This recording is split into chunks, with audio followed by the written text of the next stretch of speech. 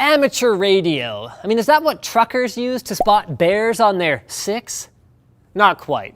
Most truckers actually use Citizens Band or CB radio, an unlicensed set of channels set aside for use by the general public.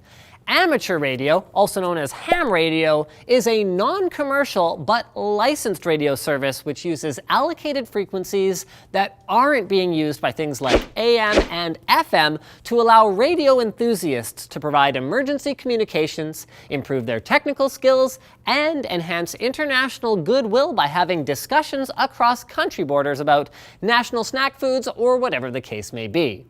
Now you may be wondering then, why is amateur radio still relevant when I can just go on my computer and talk or play games with my friend across the border like that? Well, believe it or not, even in 2016, there are over 700,000 licensed ham radio operators in the United States, over 1.2 million in Japan, and an estimated combined 3 million worldwide. And part of the reason there's still a vibrant amateur radio community is due to its simplicity compared to things like the internet. Ham radio relies on no pre-established communication grids, and a simple radio can be made out of spare electronic parts in a pinch.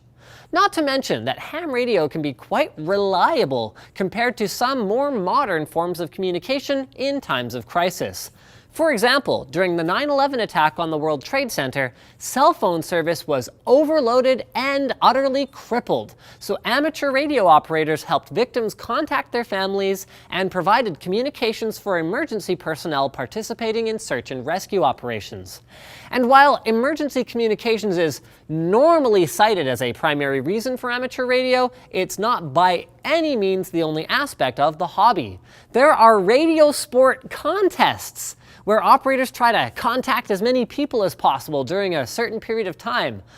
Some operators enjoy making a game out of making contacts, which they'll use to get different awards, such as, worked all US states or worked all continents. And if you operate on the high frequency spectrum, in combination with a computer, you can actually send digital signals, including data packets.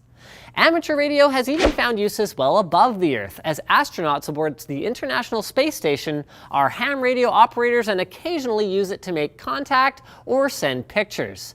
Other operators have moon bounce, or EME, and meteor scatter setups where they bounce signals off the moon and meteors to make contacts around the world, repurposing space rocks as satellites.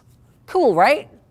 I mean, not to everyone, but to some people for sure. But whether you're sending signals into outer space or just talking to someone down the street, the point is, there's a great deal of flexibility and fun in the ham radio hobby, and it can be, like anything, it can get expensive, but it can be done quite affordably. Many operators are running DIY setups consisting of Arduinos, Raspberry Pis, and other microcontrollers. These can be utilized to build GPS trackers, which are placed in their cars, or even high-altitude balloons to transmit their location through amateur radio. You can even rig up a ham to extend the range of a drone if you find that your Wi-Fi connection just isn't powerful enough.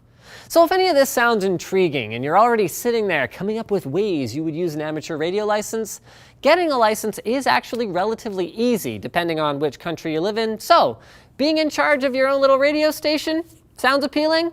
Check it out. Just make sure that you do have your license first, as you don't want a dark-suited G-man at your door because you are making, pirate radio broadcasts about how much your ISP is ripping you off. Speaking of ISPs, don't you hate it when your ISP is snooping on what you're doing on the internet?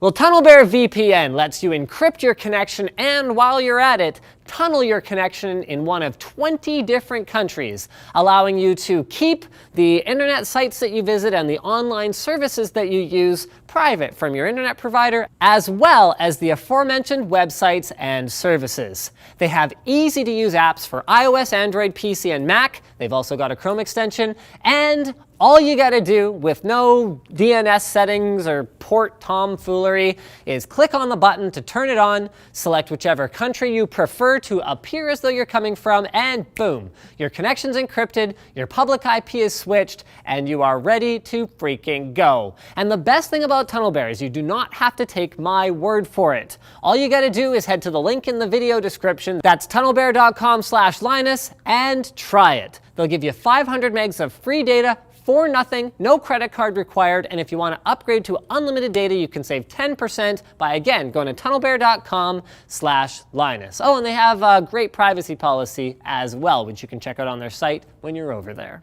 So thanks for watching, guys. If you liked the video, like it. If you disliked it, dislike it. If you want to check out our other channels, boom. If you want to comment with video suggestions for future Fast as Possibles, down there. And don't forget to subscribe so you don't miss any Fast as Possibles just like this one.